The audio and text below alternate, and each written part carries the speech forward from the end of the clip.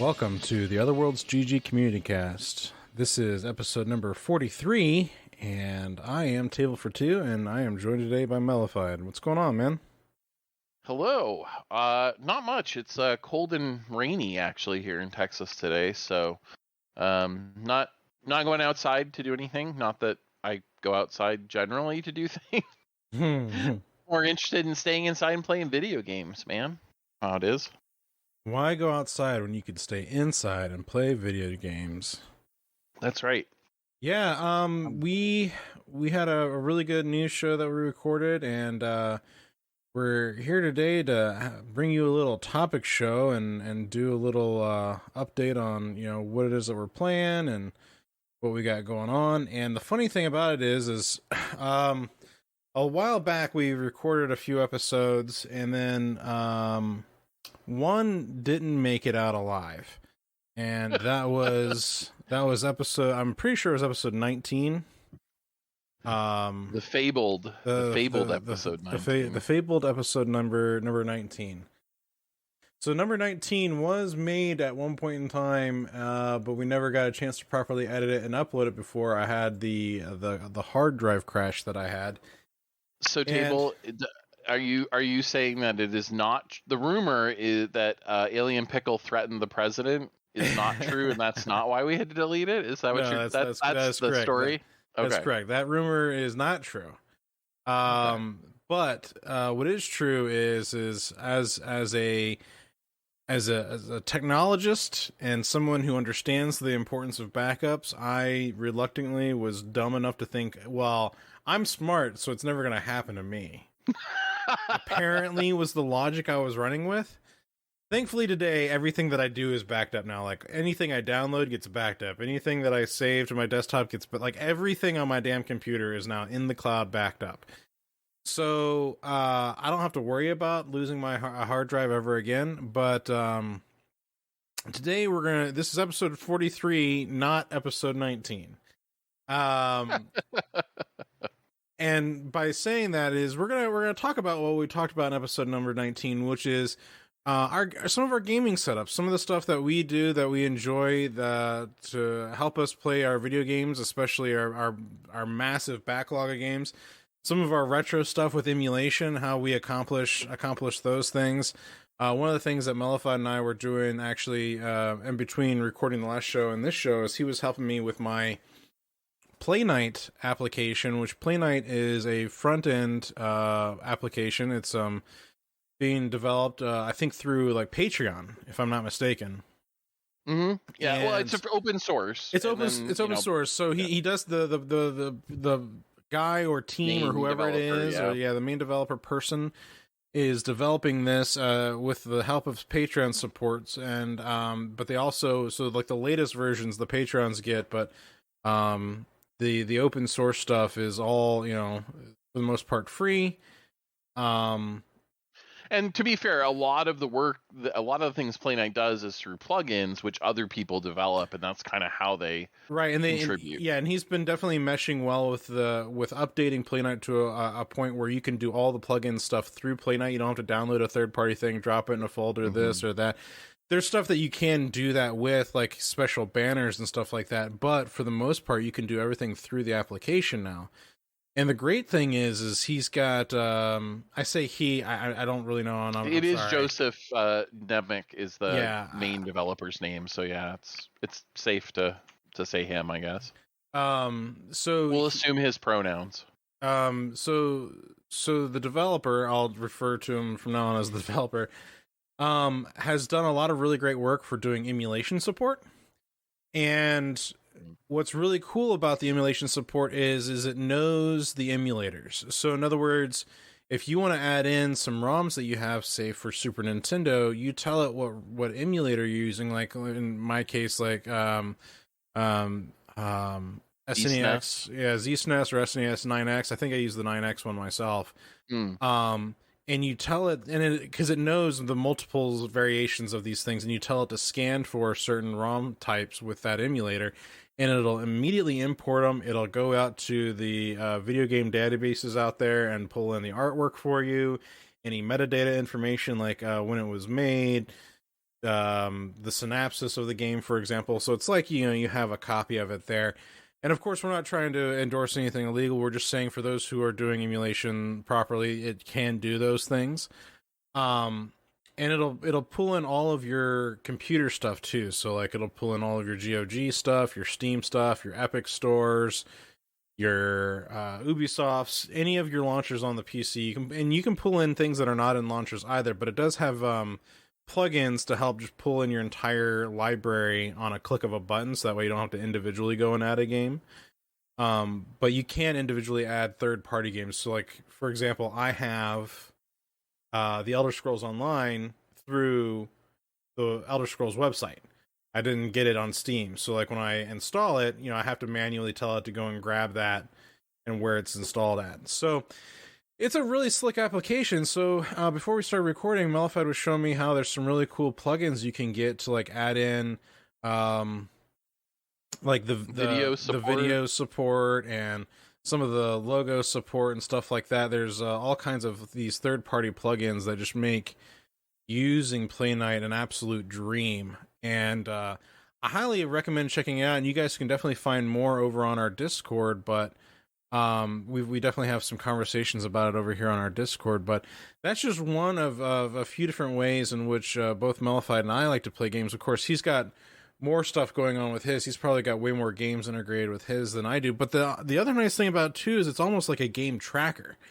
So it'll even pull in your Nintendo database in there for you, so you can see what Nintendo games you have. Your PlayStation stuff goes in there too, so you can see all your PlayStation games, and any of your Xbox console stuff. You can manually like add some stuff, but you can also have it like go to your Xbox account, and pull in those games too. So like I don't have an Xbox Series Xbox, but I do have an Xbox account with games on my Xbox One X that also would be available to me on the Series, and so it preemptively gives me those games on the Series X because I already have them on the One X and they're compatible. And same thing with like a couple of PlayStation games. I don't own a PlayStation 4 or 5, but I do have a couple of games because they're connected to.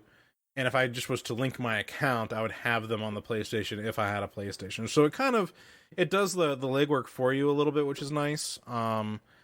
Because I think Genshin Impact was the one specifically that I'm thinking of that is also a PlayStation game.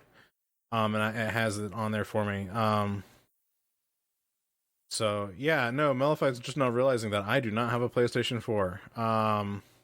I knew you didn't have a 5 and had no interest in the 5, but I had no idea that you didn't have the PS4 at all. I mean, I just didn't understand. So, okay. Well, that's good to know. Well, we'll have that conversation later. That you just messaged me about. So, yes. But yeah, I hear you. And it's very interesting.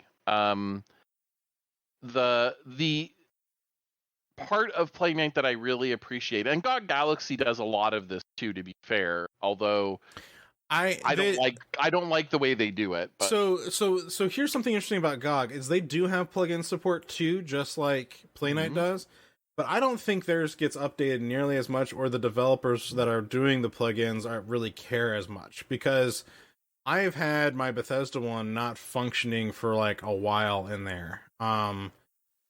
There's just some other. It's not as. I mean, they're trying, and maybe they'll push more for it with GOG. Because if GOG did this stuff more and had an emulation support, then I would be 100% behind them. But Play Night, like a lot of launchers, does emulation support. But I feel that Play Night does it better than most launchers. Personally, it clicks of buttons, because a lot of other front ends and are very heavy. They're very clunky. They're very bloated. As where Play Night is a very lightweight thing, and it just runs everything based off of scripts. That's how I see it. It's very much like a very simple thing where you just give it the parameters and it'll go out and do it for you based on a script. And I know this because it's happening in the back end. The scripts are happening, but it doesn't have to do a lot, because you just fill in the blanks and it'll go and do it for you. So.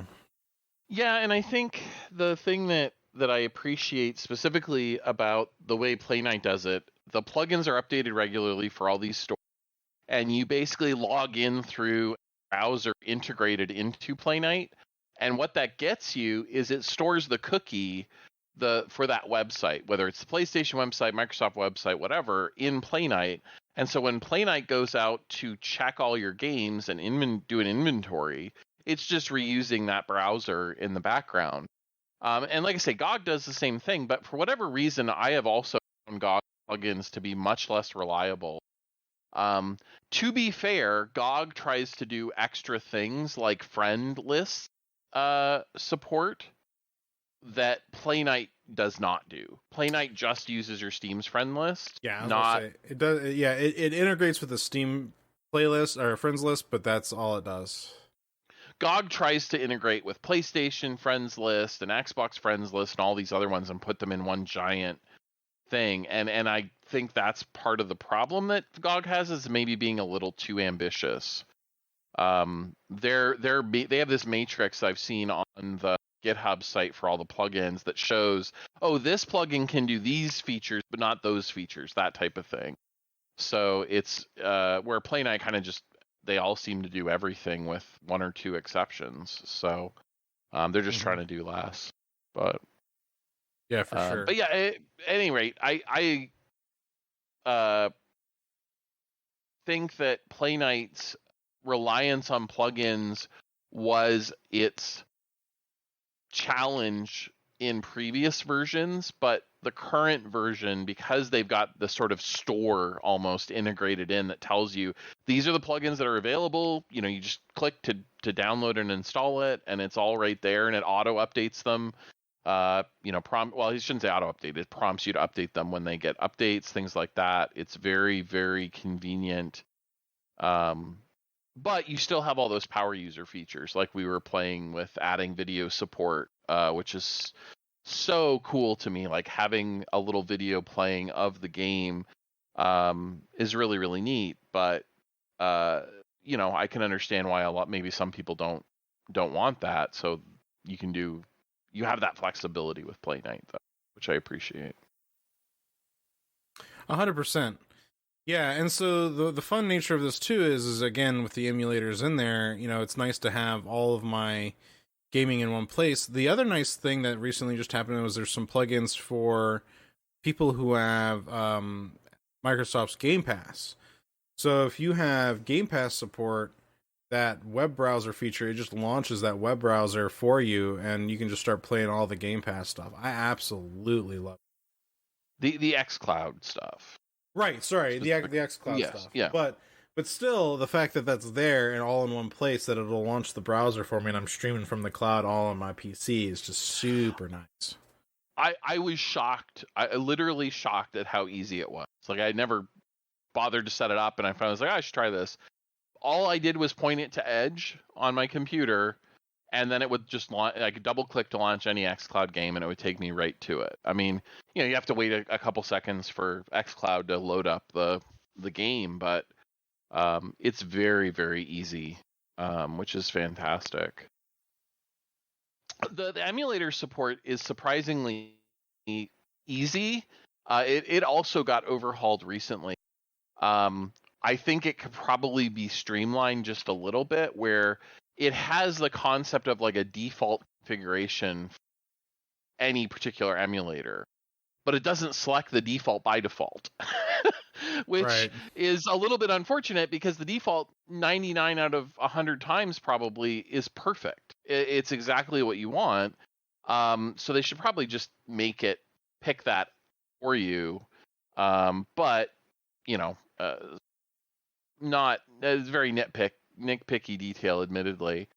I dropped in my Yuzu for Switch games, and one of the crazy neat things to me is I have my Nintendo scanner going in and pulling down all the Switch games that I own digitally from Nintendo, and I've got my dumped copies of those games to emulate through Yuzu, and it knows they both exist, and I can choose to merge them into a single entry if I want, but I can also just have them as two separate games, one being a like a Yuzu version versus the actual Switch version.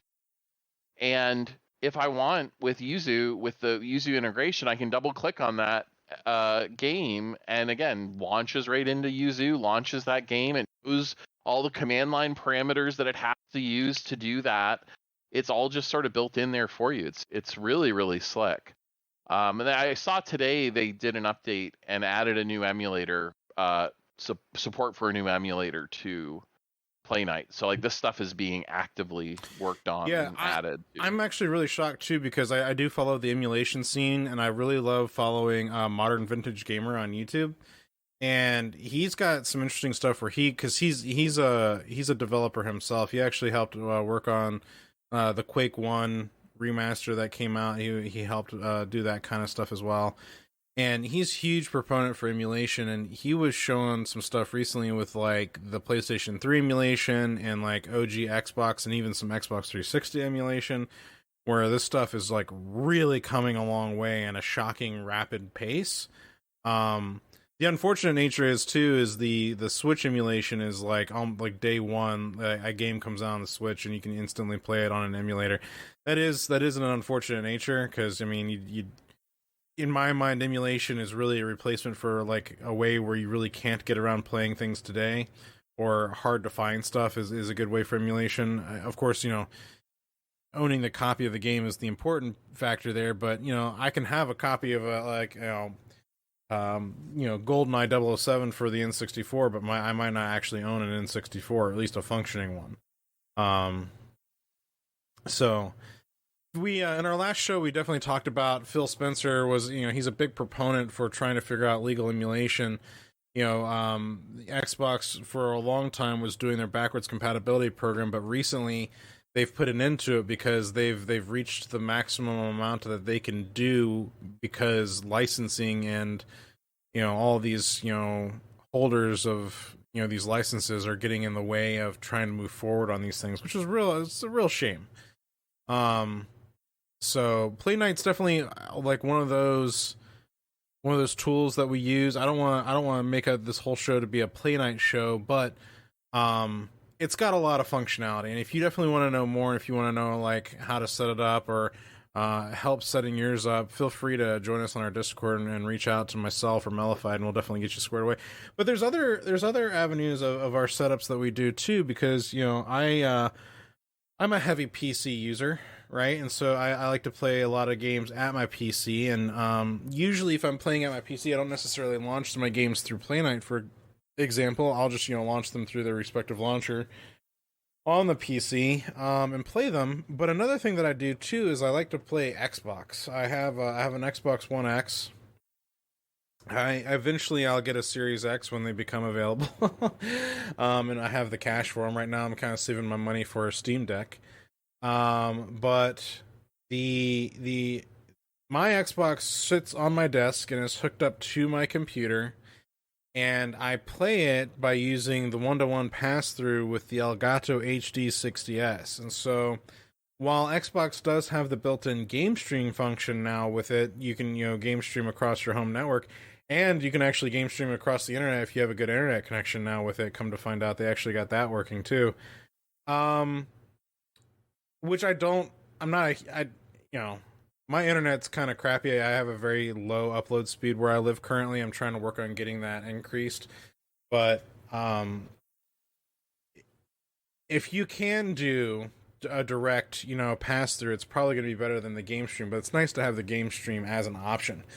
But what I use this Elgato HD 60S in it, and I load up the Elgato app on my PC, and it full screens on my PC, and I can play right there on my PC, and I can play Xbox games with Mellified, which is really nice, because some of those games, even though Microsoft is doing their you can play it on PC or on the console, not everything from the console is on the PC, especially if it's already come out. So like I can do the xCloud stuff on some of it, but not everything. It's funny that I've actually tried, I've done it, and it does work well. The xCloud for me does work well here at home. Usually when I'm out and about, it doesn't work as well, or if I'm at the office, on break or something like that, it doesn't work as well. But at home it works pretty well. So I've been able to play like Perfect Dark Remaster on my PC. But usually what I'll do is I'll play it through my console to my PC with that 1-to-1 of the actual console itself. And that comes in real nice because there is the crossplay functionality. So like in some instances, like I only play Forza Horizon 4 on my console, and then I've got we have Alien Pickle, he'll have it on his PC and we can play together.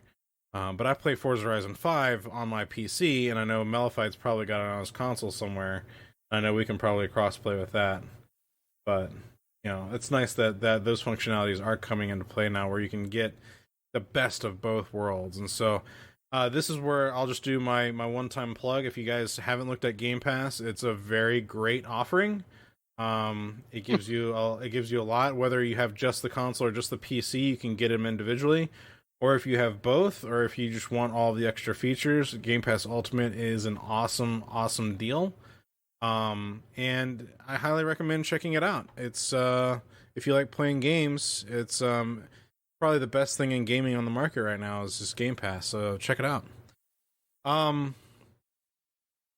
Yeah, I mean, I don't tend to do as much in-home streaming. I have the stuff to do it. I don't know. I just don't do it. But the interesting thing for me is bringing it all into the PC so I can see, what it is that I have, what I can play. Sometimes that's maybe a mistake. It can be a little overwhelming, frankly, to see, the full extent of my gaming collection, right? But it's also really satisfying to be able to see it all in one place, and for me that's a big deal. So that's why I definitely like Play Night, for example. As you said, we're not going to do a Play Night show, although we could. I guarantee we could go through and just talk about all the cool plugins. But anyway, I think where I've gotten to is I don't have time or the attention span to spend a lot of energy on multiple solutions, and so I tend to just do it on the PC. And then there's stuff exclusives on the Switch, the Xbox, and the PlayStation that I have those systems for. But I've found that I've been using them a lot less since I really got my new PC setup all kind of dialed in. Well, geez, like, where do you want to go? Do you want to talk about backlogs? Do you want to talk about what we've been playing? Backlog management? I mean, really, like the backlog management is really, well, see, that's an interesting conversation to have, because there's definitely websites out there that help you do some of the backlog management, but I've had struggles with those because I feel like they don't quite capture, and there's a lot of manual entry with that. It feels like, but what I really like is I do really like Play Night as my backlog kind of like catalog, that I can catalog what I have, especially with my emulators and stuff like that. I can do custom tags on things, to say like, haven't finished or need to finish and stuff like that. Haven't played yet. There's a lot of the haven't playeds. So I typically use Play Night for cataloging a lot of those things, which is what I like about it. But I know you and I do some other emulation. We do some hardware emulation with like the Mister, for example, which is a fun piece of hardware. I'm looking to turn mine into kind of like an old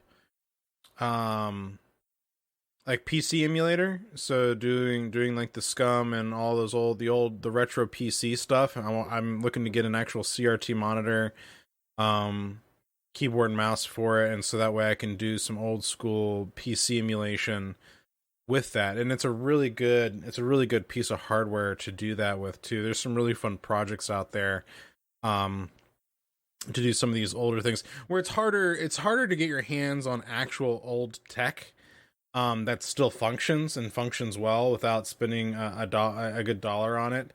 The crazy thing is with older tech, there's always that chance that it just might go at any moment. Mm-hmm. And I've seen people who've built like Windows 95 machines or Windows 98 machines for some of these like retro, like 90s PC gaming. I would love to do that. I honestly, I'd love nothing more than to build a Windows 98 like retro machine, and do some of that, because there's just some things that you can't quite.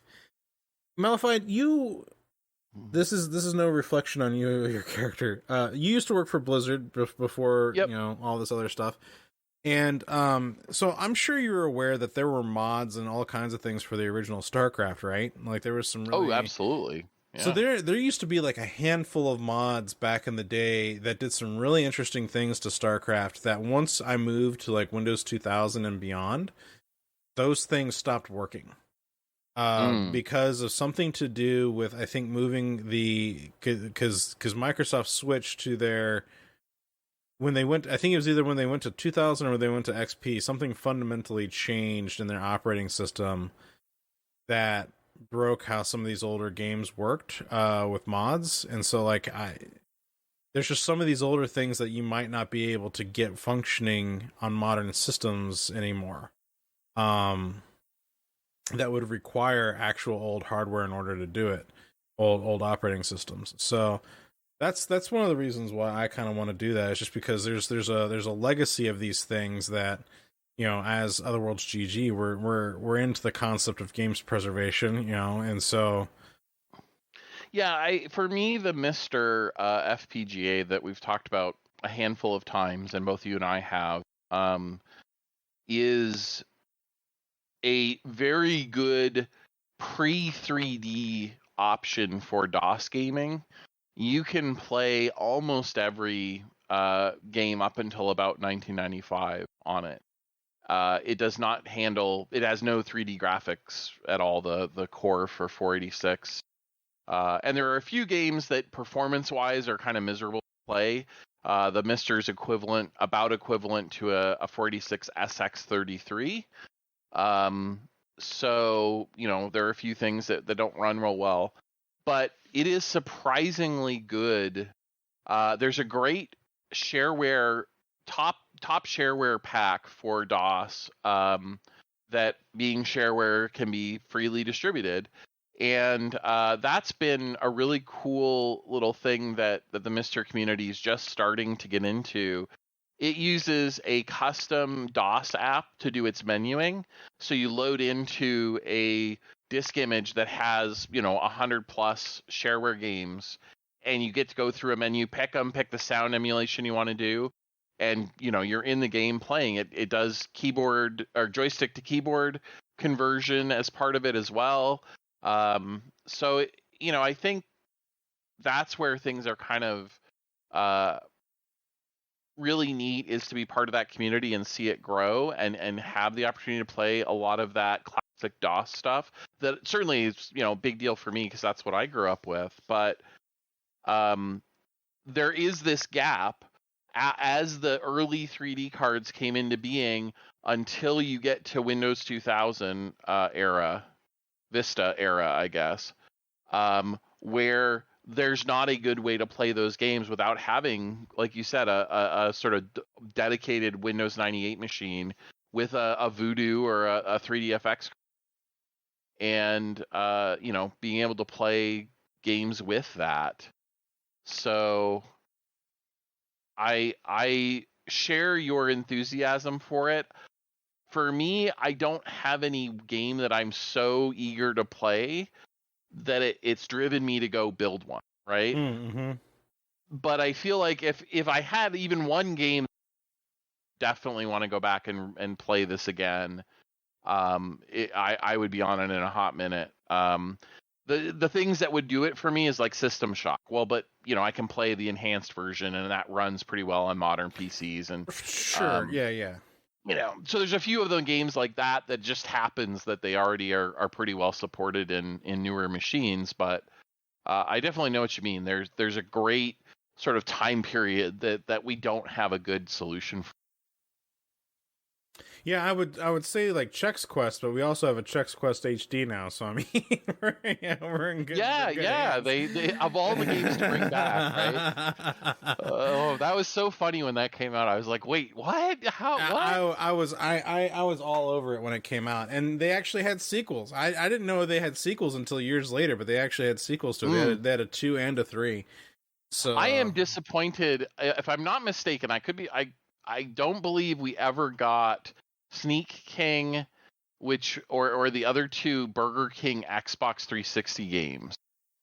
I don't believe those ever made it backward compatible, which seems crazy because I mean Burger King gave them away for free. Right. Why the hell you can't, figure out the licensing on something that was given away for free? But we'll leave the conversation about copyright law for another day.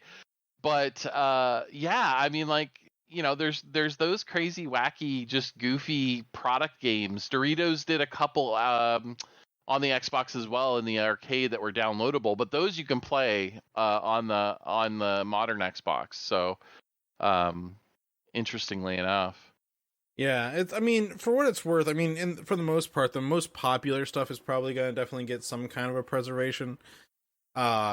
Especially if it was really hot. But I mean, it's a wonder that, but some things just won't. Like even as popular as it is, some things just won't. And like a great example of this is like GoldenEye 64. Where I know that they did a GoldenEye for the Wii, and I know that they've done some other Bond stuff, but we're talking about the original GoldenEye. We're never going to see that re-released in any form or fashion ever, because licensing is a bitch. Now, for some reason, they were able to get Perfect Dark to go through, and we got an HD remaster of Perfect Dark on the Xbox Arcade back in the day. Yep. Yeah, and that was awesome. I ate that up as soon as it came out. I was like, yeah, bye. Yeah, we played it co-op a while back. Yeah, not too long ago. We actually played it co-op. So, and that's the cool thing, is you can play an old school N64 game co-op over the internet on Xbox Live. Yeah. We're talking. That's games preservation right there, in my opinion. That's like the epitome of the industry actually doing it right, and it's so rare. And I know Phil Spencer, he's again spirit animal. God bless him. But he's been beating that drum lately to get people to start thinking about emulation and doing more emulation. Because there is no way that because the industry doesn't have a way right now that is like the movie industry or TV or music.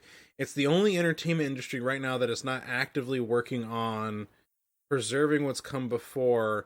It's like the argument that here's one for you. This always cracked me up. Okay. So I had an argument years ago with this guy about emulation, and he always thought that I was crazy for wanting emulation or liking emulation because he thought that I was promoting piracy, which was not true. What I was promoting was games preservation. That's what I wanted. I'm not trying to say people should steal these ROMs and play them. Let's figure out a way to make them legally available for people to purchase or have and to hold on to. But the argument is like, well, I purchased. Let's say I've got this game. I can't play it anymore, but I've got a copy of it. There's no way for me to play it anymore because I don't have a console, or it's hard to find a console, or I can't really afford a console. But I have a copy of it, right? And I want to play it. So maybe I want to play it on my computer. And let's say it was like an old Super Nintendo game, whatever, for whatever reason. I can play it on my computer with an Xbox controller. I like my Xbox controller. I don't need the authentic controller to play it, but I want to be able to play it, with the controller of my choice and enjoy. Well, that's not how the developer intended you to play it. What? Yeah. So if I bought an album on cassette tape, and I don't want to listen to it on my cassette, I want to rip it and listen to it on my... Well, when they released it on cassette, they didn't intend for you to listen to it any other way but on the cassette. That's the argument that you're making. And I find that to be bullshit. Pardon my French for anyone who's listening who's got kids. But like, I just think that's such a weak argument. Like, yes, this game was developed for this platform, But if I can have the ability to still enjoy the experience of this game elsewhere, that's the whole point is the experience of the game itself, right? Like if I want to play Super Mario, it really doesn't matter where I play Super Mario. I want to experience Super Mario, right? Mm-hmm. You know, now there's something to be said about the nostalgia of it, right? Like when you're a kid and you first buy it from the store and you get it, it's all its packaging and you know, it's that opening up of a game for the first time, right? Like that, you're never going to have that again because of the world that we live in with the technology that we have. It's just not. We don't live in an era of Super Nintendo anymore. We don't, you know, we don't. But like, if Nintendo is not going to allow people to continue to play games that people who grew up with and still love to this day, and maybe they want their kids to experience it, that should be available. It's just like music. Like, I grew up listening to all this music that my parents grew up listening to that I now have an appreciation for because I was exposed to it. Yeah, absolutely. Well, I think, to me, there are other interesting things that you can do in emulation that you can't even do with, like, widescreen hacks or translations. There are a whole bunch of Japanese games that never got English translations, and we are now getting access to those because the community has stepped in, done fan translation, and makes them freely available so you can get the Japanese game, rip it, apply the translation patch, and play something that you would never be able to play without studying Japanese and learning a whole new language. And here's another one for you too. I mean, back in the day, there were, in the US, we got different Final Fantasies than in Japan, right? So not necessarily different, they're sort of, but they didn't release all of them over here. So like when they released Final Fantasy 3 here, they just branded it Final Fantasy 3 here, and it was really Final Fantasy 6 in Japan, right? The community went out and translated all of the other Final Fantasy games that we never got and made those translations available to the US people to play those Final Fantasies. Now, I think there's something to be said about that because now they've been releasing for the last several years English translations of those old Final Fantasy games that we now have the luxury of playing. I also wonder in part if that has anything to do with the influence of the emulation like community. You know, because, you know, now that they're so freely available, you know, what changed their mind? Well, it's more marketing. Like, why would they market something to the US that the US never had? Like, people are eating these up in droves because they used to play those emulators back in the day. I guarantee you. So I remember playing. I never played Final Fantasy 3. I remember as a kid doing it wrong. I had a ROM of Final Fantasy 6 with an English translation on it, and I played that as a kid. And that was and I loved it. And this was, you know, when I was in like middle school or something like that, or yeah, I think it was in middle school. I played, you know, that version of Final Fantasy, and that's why I love Final Fantasy 6 so much, because I played it when I was a younger person. It's had that influence on me throughout the rest of my gaming whatnot. So anyway, just saying, I think there's something to be said about that. You know. Yeah. Well, and that's where I think the power of bringing this all to the PC and being able to access all these different things and do all these different and customize games to your liking a little bit more is something I appreciate.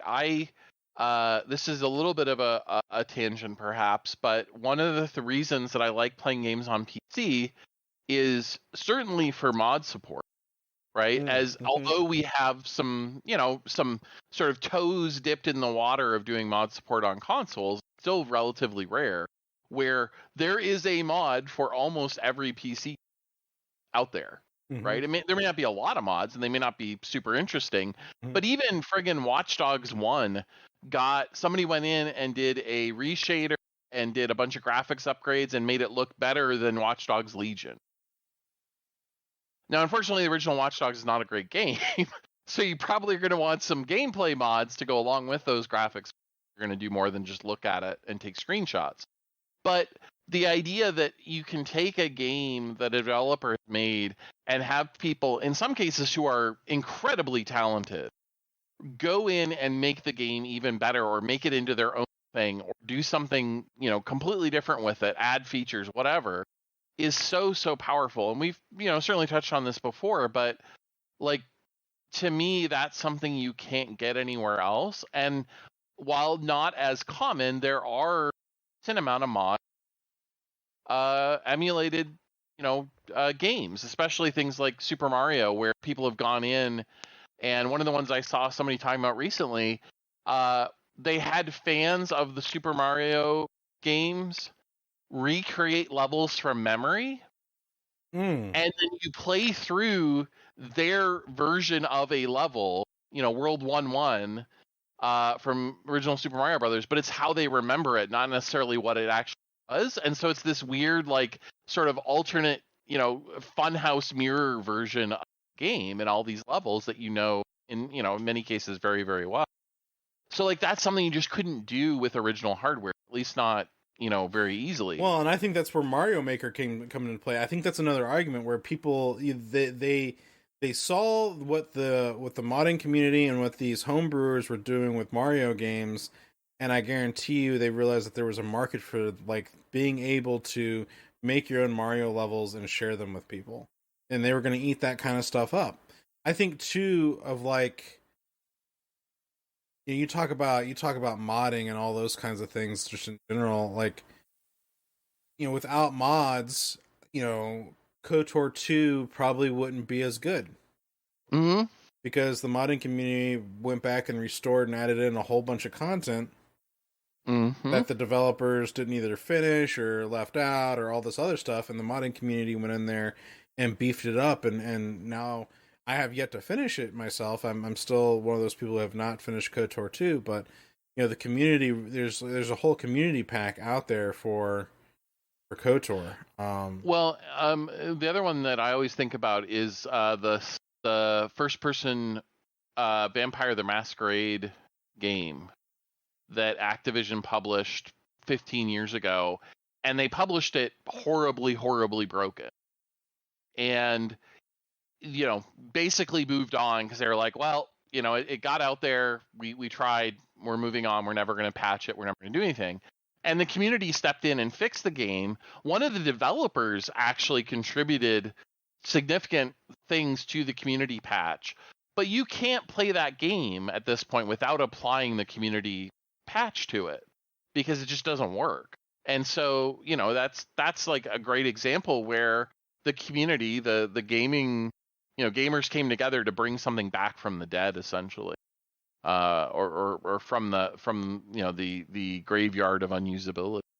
Maybe is a better way to say it. Well, and you talk about mods, and you were talking about applying like widescreen hacks to emulation. The other crazy thing too is like the CMU emulator for the Wii U. Mm-hmm. You can get because I got Breath of the Wild on my Wii U, and I've got it on my CMU emulator. And the great thing is people have actually been able to make mods for a console game emulated on the PC. A game that was never intended to have mods. And they've gone in and done stuff like added in Grand Theft Auto characters to, you know, Breath of the Wild, where, right. I mean, like, you know, you had SpongeBob in as like a playable character, or you could go in and play as some of the female characters from the Zelda games, right? Like you can change who's the protagonist essentially, and you become forget the one that they did, but like you can actually play as Zelda, or you can play as like female Link. They've done some female Link like switch ups. So like doing things to the Zelda game for the community so that they can play the game differently or the way that they want to, I think is such a really cool thing that it's not because they're wanting to destroy the work of the original developers, but it adds more value to it. I mean, you think about now this is becoming a conversation of modding, but like you think about, you know, what Valve went through in the early days with, you know, Half-Life, where Half-Life became kind of the catalyst where you had to buy a copy of Half-Life so that way you could play all these awesome mods that people were making for. Same thing Well, in with StarCraft 2. or Quake. Yeah. Well, StarCraft became so popular that they added an arcade mode, essentially their own version of Forge, and people built a StarCraft MMO. I don't think it still exists anymore, but they built an MMO in the arcade mode for StarCraft 2. I played it for a little bit. I was like, this is genius. I don't know how they did it, but like, I remember so vividly because we did a map of the week program for the original StarCraft for a couple years after release. One of the maps of the week was not really just a map. It was Tetris using Zerglings as your to make up the pieces. And it was just Tetris. Like, you drop them down and you could clear lines and everything else. But the idea that you could do that in a RTS and take and convert it into a completely different genre was just sort of mind-blowing at the time. We certainly had plenty of examples since then. But yeah, I mean, I love being able to bring everything on the PC, to be able to access the mods. The other thing, though, that I really like about it is being able to cheat, frankly. I've played Skyrim all the way through once. I've played it partway through a couple of times since. But when the Anniversary Edition came out, I wanted to get Steam achievements for it. But if you turn on any mods, it disables all achievements in the game, which is, understandable, I guess, but it's a little bit frustrating. And so I didn't want to go through and be poor and have to build my character up for hours and hours and hours just to get to the content I wanted to play. So I was able to go in and basically give myself a bunch of gold. And then I could buy some better items. I could give myself a couple levels so I could, get a bit of a head start and skip over some of the low level stuff. And for me, that was a much better use of my time if I was going to go back and play a game that I've already beaten. And I realize not everyone's, gonna feel the same way, and that can be a little controversial. I would never cheat in a multiplayer game, to be clear. Yeah. I only cheat in single player stuff. But for me, that was what made it worth going back and replaying the game, was that I could kind of skip over some of the boring stuff or the leveling stuff, the grinding stuff. So typically you can't do that on console. There's sort of an ugly side to it where certain games let you pay for cheats, which is really gross. I'm not a big fan of that. That's pretty big a proponent for online games, which I actually absolutely loathe. I had this interesting conversation with my boss's kids because they, they're early in their gaming careers themselves, young fellas, and they just got a couple of Oculuses for their birthday. They're twin boys, and they just got a couple of Oculuses, and they're absolutely loving it. And they got Oculuses because they, their dad saw mine. My boss, he saw mine, and he's like, you think my kids would love this? And I was like, yeah, dude, these things are cool.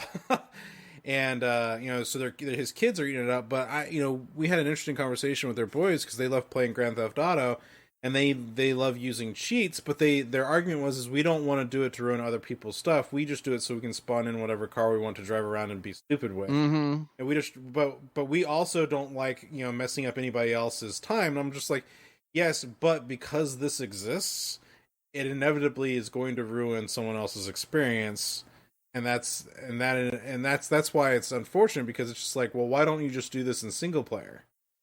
Well, I can't play with my friend. And I was like, well, then that's my argument that I have for Rockstar, that they need to do more to help people be able to kind of play privately. Let people have a hack lobby. Where it's just them and their friends. Let me and my friends be in a lobby by ourselves where it's just us and we can do all the things that we want to do in the game. But what they do is they hide certain stuff behind this whole, well, you can't do that unless you're in an open lobby because you have to have someone be able to stop you. And I was like, I get it, but I don't want a ship to be dropped on top of me from some or an ocean liner, or to be teleported to the top of some building and then kicked off. Those things are funny the first time, but when it becomes the only way that people are playing the game, you get real tired of it real quick. Absolutely. And that's where I think like I say, for me, it's really important that it's single player stuff. But I've certainly seen people get really upset about the idea of cheating even in your own game. Like, you're not living up to the developer's true vision for the game. And, you know, I can respect that argument. But I've worked with too many game designers to think that they are infallible, right? I've played too many bad games to believe that games can't be improved. And so for me, I like having that control over my games and being able to play them the way that I want to play them. Yeah. Well, and this kind of just all goes to, you know, the way that we have our systems kind of set up. You know, we've got our PCs, we've got our consoles, we've got our emulation, and I've got tons and tons of PC games. I've got a pretty modest collection of big box PC games still over here, and I've got a modest little console collection going on over there, and just being able to play it all in one place is really nice. It just keeps it simple. And on top of that, I do some in-home streaming stuff with the lighter weight games to my TV upstairs on my NVIDIA Shield. So, you know, I'll play. Actually, I think I've mentioned this on the show before, but that's how I played the entirety of Mass Effect Andromeda. Was I game streamed it. Back at our old house, we had an entertainment room, and so we had a projector and sound system. And so I played that like on a 120-inch, you know, screen essentially, and really enjoyed that experience playing it. But it was game streamed from my PC to my NVIDIA Shield. And so I'll do some of that occasionally. Like I play Skyrim that way. You know, I'll game stream it upstairs and sit in my recliner and play it. Usually single player stuff I'll game stream up there, but it's all coming from my computer. Like I can game stream my emulators up there too. So like I was playing, you know, Zelda Ocarina of Time the other day, but it was being streamed from here upstairs. Now granted, I do have an N64 and I've got Ocarina of Time. I could have just gone and like hooked it up there, but then that's a different save file and, you know, this whole thing. And yeah, well, and that N64 console is an investment in time. It's an investment in energy. It breaks. Are you gonna, you know, go fix it? Your save's kind of stuck on there. You know, and there are ways around some of those things. You can get modern save carts that save your stuff to an SD card, and then you can go pull it off. But then you have to go figure out, well, how do I change formats? How do I do this or that? So yeah, I think it makes a lot of sense to want to do it all through a single system, and then you can make sure that your save games are backed up. For example, I use a program called Game Save Manager that is a little rough around the edges, a little dated. They've been working on version 4 for a few years now. That's going to be a major overhaul, but version 3 is still pretty usable. And it knows where all the save games, knows where all the cloud save files are, and it basically goes through and it can zip all that stuff up per game, stick it in a folder somewhere on your computer, and then you can back that, you know, sync that up to the cloud or whatever you want to do. But the neat thing about it is it can save history. So you can say, okay, I want to keep 10 copies of this save file. So each night I have it run at like 3 a.m. and then I have 10 days worth of backups. And that has saved me a few times when I've, you know, broken something or something's got encrypted and I've lost progress. I mean, I lose a couple days rather than a couple weeks of progress in a game, for example, which is really nice. And so, you know, that's another thing. Like, I will say the Xbox save system is really good. But I've even had problems where my Forza Horizon 5 save got into a weird state, and I had to delete it out of the cloud and off my system in order to recover my ability to play the game. And it would have been nice to have a backup of that I could restore and be able to, you know, not lose a few hours of progress doing the intro missions and stuff like that. Weirdly enough, a bunch of my stuff came back after that, it was very strange. I don't quite understand what happened there, but yeah. So like I like that ability to back up saves. I think that my big challenge right now is Windows 11's a little rough around the edges still. It's got some weird memory leak issues. Explorer, for me, I have to restart it probably once a day. I have to reboot probably every 3 days or so to keep the system from just doing weird stuff and getting bogged down and super slow and things like that. And I'm sure Microsoft will fix it. But, I miss being able to leave, like, dude, I used to leave my computer on 24/7 with all of my launchers open, like, all the time. I can't do that right now because of some things going on with some of the latest Windows stuff. Even with like some of the later patches just before I upgraded to 11 myself, there was some weird things going on with Windows 10 that even in Windows 11 still is carried over. But thankfully with most of my stuff backed up, I could easily just do like a fresh wipe and reinstall Windows, but and all my settings and stuff are backed up elsewhere. For my third-party apps, not my Windows settings, but third-party apps have backed up everywhere. So, yeah, one good thing if you have OneDrive is it'll back up some of your preferences and sync them to OneDrive, but not everything for sure. Well, the other nice thing is there's free solutions out there for doing some backup stuff. So, like if you have Google account, like a Gmail account, you get some free storage with that, and so like you can use it just to back up some of your simple things, like your settings and configurations and stuff. Nothing that's too large. There are some paid solutions out there, but like there are solutions for folks. I think Mega, you can get some free storage with them. But just for those of you who out there, there's even an app that. Go ahead. No, I was going to say there's even an app that will go and take your files and basically use all the free storage from all the cloud providers as a virtual RAID array, where it writes the same blocks of files to multiple clouds. So like it uses all the free space as one giant drive for you.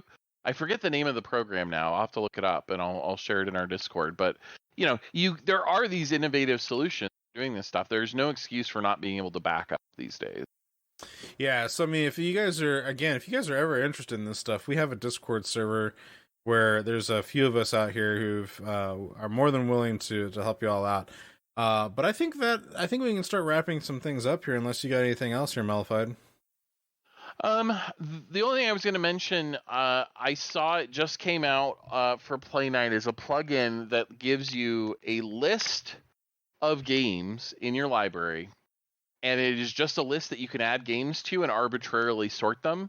So sort of like a scratch pad version of like a backlog list. So you can say, okay, I want to play these 5 games, and you can order them and stuff. I haven't figured out how to get it working just yet. I haven't had time to play with it, but that seemed like a really handy way for me to kind of keep track of.